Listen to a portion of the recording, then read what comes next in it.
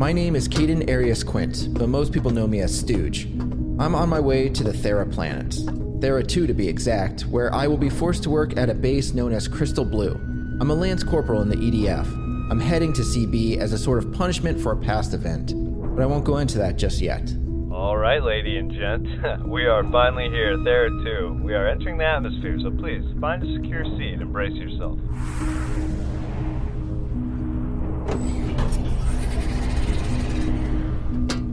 Oh man, you're in here? That's Victoria Palmer. We're both heading to Crystal Blue. The Theras can be brutal depending on what job you have assigned. Hopefully, I get something easy to make my stay more comfortable. Although I heard the worst thing about this place is the boredom. Nothing exciting ever happens this far out in space. Crystal Blue is a sci-fi series from Seven Lamb Productions. The story follows 15 members of Crystal Blue as they work on air purifier towers and monitor space by the White Line. The White Line which separates humans from the alien menace known as the Calamonians. But not long after Palmer and Stooge's arrival, things start to get weird. A mysterious down shuttle and signal interference are just the beginning for the Crystal Blue team. If you're looking for a new audio drama, you can find the series at sevenlamb.com or search for Crystal Blue wherever you listen to podcasts.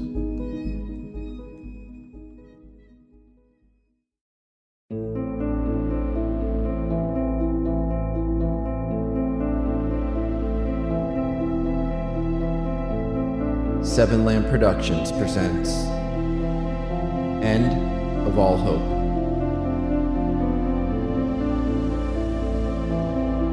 Season 5, Episode 5, Under the Cover of Darkness.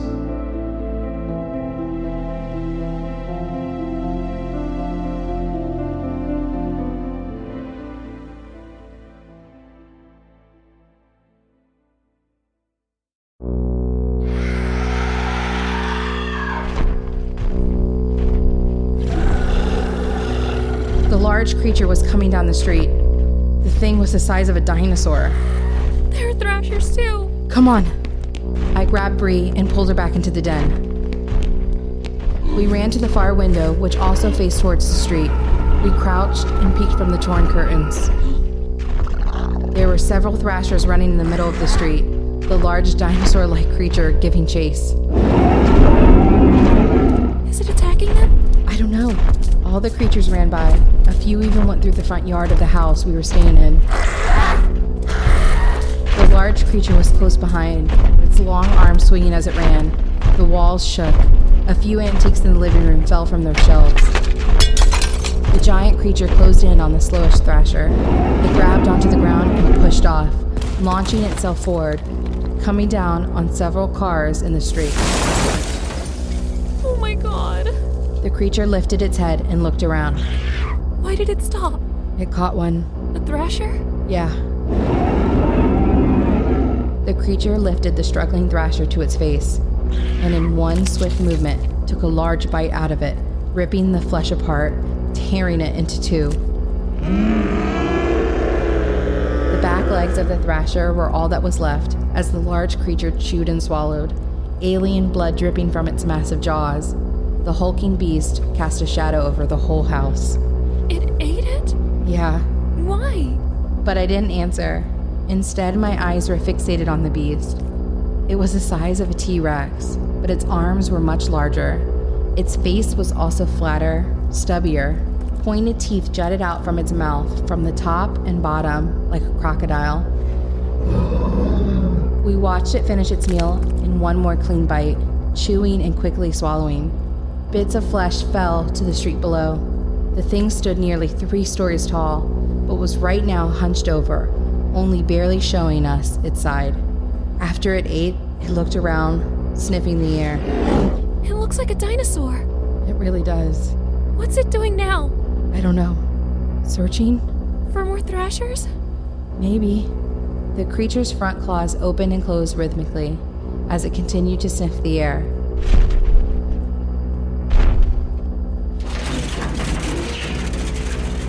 It cleared the vehicles in front of it and made its way forward, moving slower than before.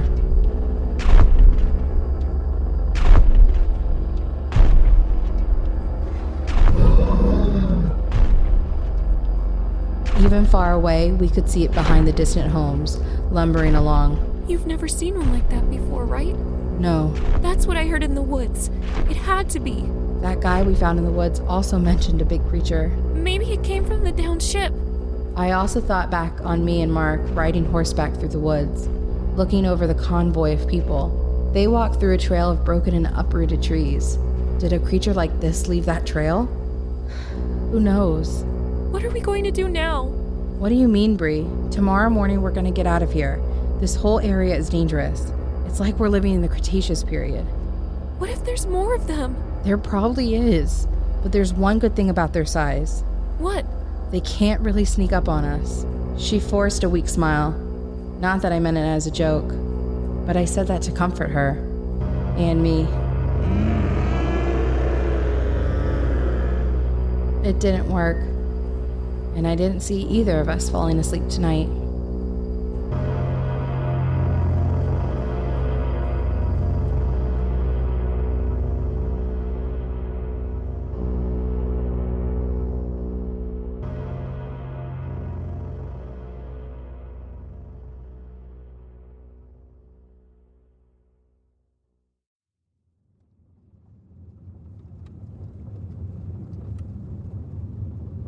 He's stopping again, Mia. I see it. No wait. He's just going around. There's a stalled car in the middle. Oh. We were following Roger, who was in the truck. Travis and Annie were with him. Dana was on a dirt bike further ahead. We weaved through the stalled cars on the road. Travel was slow, but we wanted to be careful. Travis was sitting in the back of the truck, rifle in hand. We had to make sure we kept distance from any thrashers, but so far, the road was clear. I hope this ends up being something. Why? Relax, Mia. I mean for them, not for us. I told you we could leave, and we will. But I want everyone else to find a safe place, too. You know, I'm not the only one who wants a home to live in. What? Jess, Roger's daughter, saying the same thing. Aren't there towns around this base? Yeah. Close. Well, there you go. Come on, why would they expand to the towns if the base can hold them? I don't know, Mia. Why would we leave a perfectly good base if it could hold us? Really? I'm just teasing. But was she really? She wanted to stay. She liked being around this many people, even if it meant not having a home to ourselves and, living somewhere far away from all this. Chris did end up saying goodbye to her friends. We both packed what we could, even taking some more weapons and food. But Roger did say we could have whatever we wanted. Chris, you copy? Copy. There's a lot of stalled cars ahead, so make sure to be careful making your way through. And let Mia know the right side of the road dips a lot. Yeah, I see it. She sees. We're gonna stick close behind you guys. It wasn't too much trouble. We were able to bypass the roadblock, which led to a wide open road for nearly an hour. Hey guys, we lost sight of Dana again, so we're gonna speed up a bit. Go ahead. Go ahead. While I drove, Chris took care of communications. She held the radio, ready for anything. We'd been on the mountain road for a while. In fact, Travis looked like he was about to fall asleep in the back of the truck. But every time his eyes would close, Roger would hit a bump that would startle him awake. Started to wonder if that was on purpose. It's so peaceful over here. I don't know. It's creepy. Because it's dark. Because thrashers or shriekers could be anywhere. A herd of thrashers could come out of the woods right now and boom, no more working vehicles. It would be hard to keep distance here. The road's too narrow. I think that's why we've been driving faster. Roger knows. Thrashers come from the side and we're screwed. Would thrashers be out this far? They could be anywhere. I thought they stuck to the cities, close to that vegetation. They do, but we've seen them travel. Maria's taking care of some that were south of the zone not too long ago. Dana, you copy? Looks like they lost track of Dana again. Dana, you copy? Roger's slowing down, Mia. I see him. What's he doing? He wants you to pull to the side.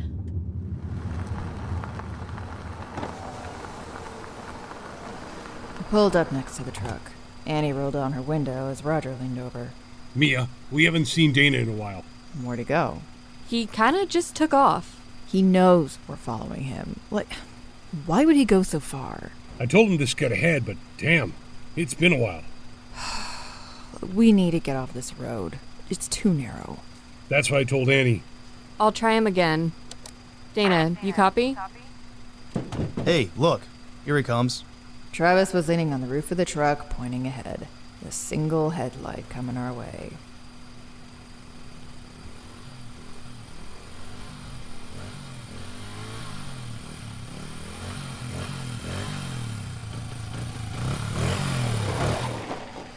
Hey guys, sorry about that. Where were you? Scouting, you told me to. The road winds up ahead, but it's clear the whole way. Oh, and my radio needs batteries. I thought Hudson took care of that. Don't know. It's not working though. I have spares. Hopefully it's the batteries. Dana walked his bike over to the truck, and he switched out the batteries. How much further do we have? I'm guessing maybe another hour. We're making good time. Road's not as bad as I thought it'd be. No, it's not. Remember, Dana, not too close. No, I know. Here you go. Thanks, Annie. Testing. It works. All right, let's go.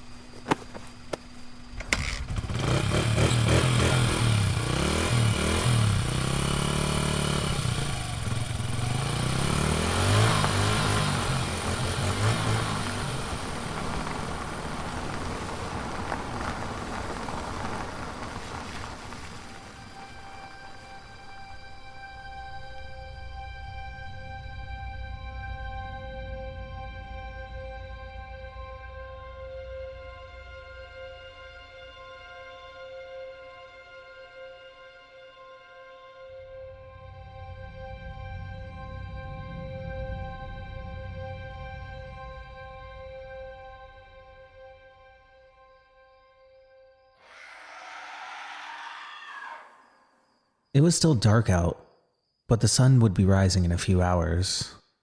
I wasn't tired. I stared out the only clean spot in the windshield on the driver's side. We had decided to take shelter in a minivan at the far end of the zoo parking lot.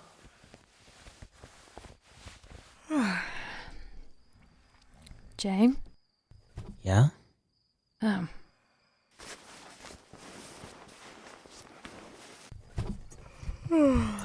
Kylie climbed up into the passenger seat. You didn't wake me. How are things? Saw some thrashers about a half hour ago. Other than that, quiet. That's good. Think we'll be rid of all this vegetation soon? I'm hoping so. I miss the days of traveling on the bikes without so many creatures around. Yeah, we've been pretty lucky throughout. But over here, I'd hate to alert the creatures. Every hour we seem to spot another pack of them. Yeah. And I don't want to meet the thing that was able to take down multiple elephants. Me either. Hey, what happens if Bodega Bay is like this? I don't know. What will we do? Look for a safe place, I guess. What if there are no more safe places? What if there's nothing else like the zone in Denver? I'm sure there is, Jay. We'll just have to find it. Will we stay together? What? You, me, and Ambridge. I mean, probably, right? I don't know. Ambridge says he wants to head north, like Mia. But I really don't like the cold. Really? The cold. That's your worry? I just don't like it. Hey, Jay. Maybe we should worry about one thing at a time. And if Bodega Bay is like this, then you may have to suck it up and deal with a chilly winter. I really hope Dad and Tim are okay. I hope so too. Yeah? Yeah, of course I want your family to be okay. That's why we're traveling, isn't it? Well, yeah, but how come you really came out here? How come you decided to travel with us? You convinced me. Remember? Right, but... Jay, you were the only person I really talked to back in the zone, other than Mia. I liked hanging out with you. Like Ambridge, I wanted to help. So whatever ends up happening in Bodega Bay, I'd like to think we'd stay together. I think we make a good team, right? I don't know about that. If this is about that night... I just want to stop having nightmares. You will, but you have to move past it. You think I sleep peacefully? I smashed a guy with a rock, Jay. She looked at me with saddened eyes. I mean, I've had to do some messed up things since this all started.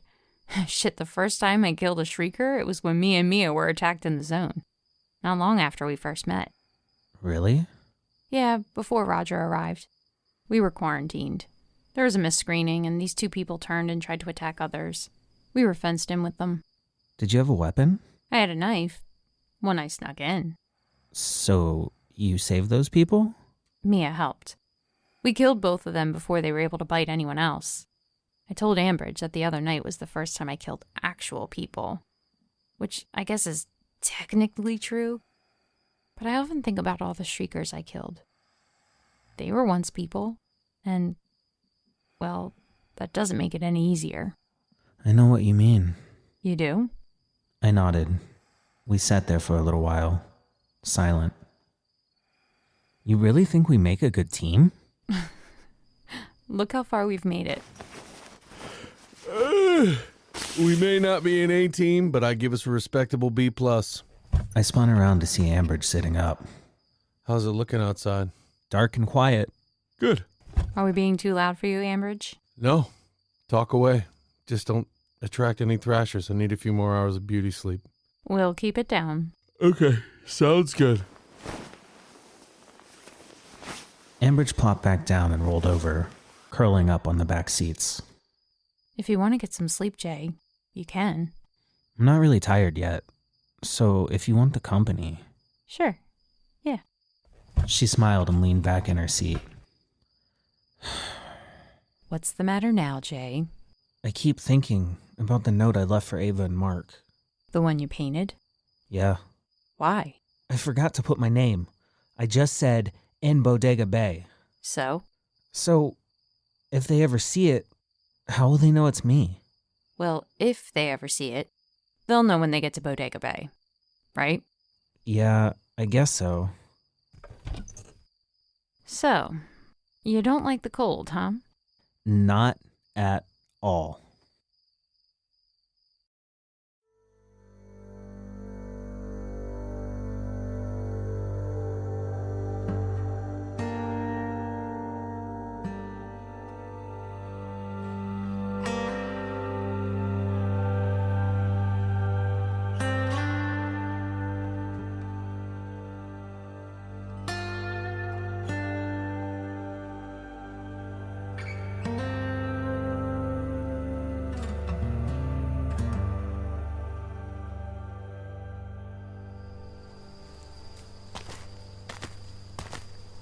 Okay, so how are we doing this? Surveying. That's all we're doing.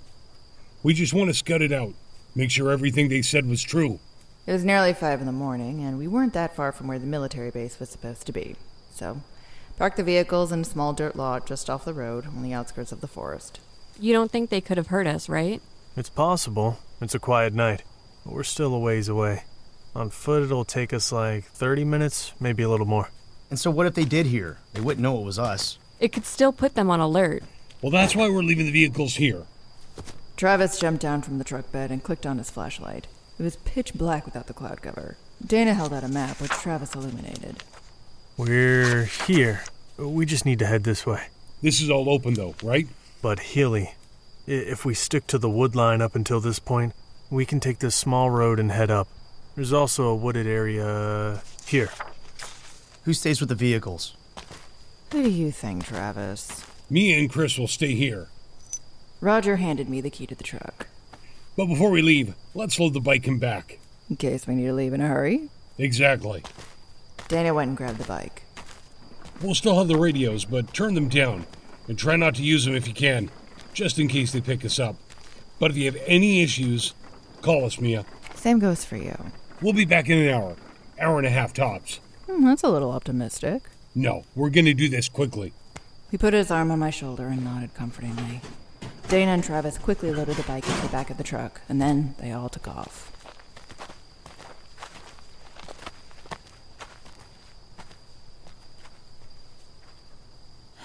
I hope they're careful. Like Chris, I was generally worried for them. I hated to admit it, but Roger was starting to grow on me. He wasn't so bad. Like, I didn't always agree with his methods, but if he could find a safe place for the people at the QZ, then more power to him. Me and Chris climbed onto the hood of the truck and kept watch. It was super dark, but we could still make out the wood line. Roger and company were gone. Now the hard part. Waiting.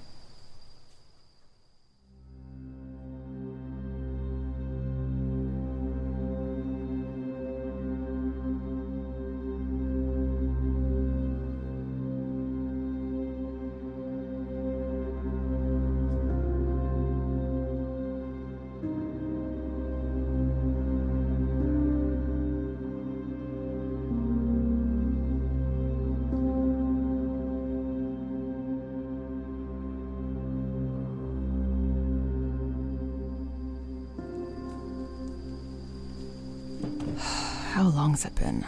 About 5 minutes since the last time you asked. Sorry. I just think it's funny you're so worried. Why? I know these people. Okay, I don't want them to get hurt. No, I know that, Mia. It's just, well... What? What is it about me that makes you such a worrywart? It's like you just transform into this completely dependent and nervous person when we're together. What? It's not true. It is. It's like you soften up the moment we're together. That is so not true. Oh, yeah? I was worried when you didn't make it home. The day the meteors fell, I curled up in the bathtub waiting, hoping our house wasn't hit. And then all I did after that was fortify our house, waiting for you to make it back, before I was taken to the zone. But that's not what I'm talking about, Mia. It's like you change your whole persona because of me. I talked to Kylie before she left. I've talked to Sammy and Lane and Dana. You helped out in the zone. You fought shriekers and thrashers and even stalkers. You were part of a group that went to the city for supplies.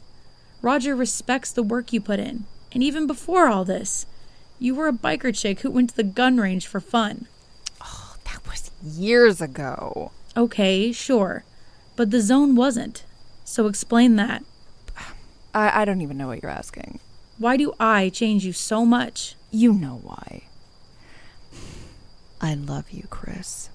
I don't want to lose you. But I'm here now. We're together. I don't know why you care. Hell, you didn't even like me riding anyway. That's why I gave the bike to Jay and Ambridge. I'd be happy about that. You're right. I've always been scared about you riding a bike. But it wasn't the bike itself. It was because of who you were when we first met. You liked to go joyriding. You found it hard to go the speed limit. You were a risk taker. But honestly, I liked that about you. But I gave up my bike the moment we got serious. I know. And I was thankful for that. Again, what's your point, Chris? I don't want you to be different around me or for me. You want to drive up north and find a little cabin in the woods and live out our lives there, but that's not you. And that's not us. So, us is sticking around here. Is that it? You helped the zone. Roger likes you. Dana likes you. Hell, everyone but Travis does. I think you want to run away from the responsibilities now that I'm here. Oh, God, you keep mentioning responsibilities. I'm not Spider-Man, Chris. I helped out with the zone while I waited for you. Mia, this wouldn't be the first time. We had similar disagreements in the past. She wasn't technically wrong, and that's why I was so annoyed. When we got married, I quit my job and decided that, maybe being a stay-at-home wife would be best. Not that I couldn't do some freelance jobs, but there was a lot of work that needed to be done on the house and the yard and... Mia. I don't want to worry about anything or anyone but you. Mia, you copy? Oh, shit. Annie, what's going on? Get over here now! We're under attack. Roger's been shot.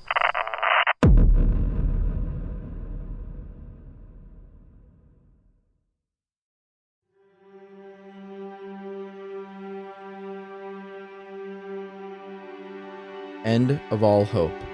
Written and edited by Robert M. Lamb. Starring Hope Ennis as Ava, Adam Jetmore as Jay, Jack Austin as Ambridge, Gina Coyle as Kylie, Evelyn as Brielle, Ariel Hack as Mia, Nora Darling as Chris, Michael Moman as Roger, Brett Wilkins as Travis, Reed Kreiner as Dana, Corey Pettit as Jess, Jerry Swindle Jr. as Gail, Ian Feller as Hudson, and Gareth Thomas as Sammy. Co-starring Mike Lenhart and Joseph Rodriguez. Music provided by Kevin MacLeod at Incompetech.com, Dylan Mixer at DMixMusic.com, and Elderich T'Challa of Nemesis Black at ReverbNation.com/NemesisBlack. If you enjoy End of All Hope, visit 7lamb.com for more podcasts such as this. And don't forget to rate and review.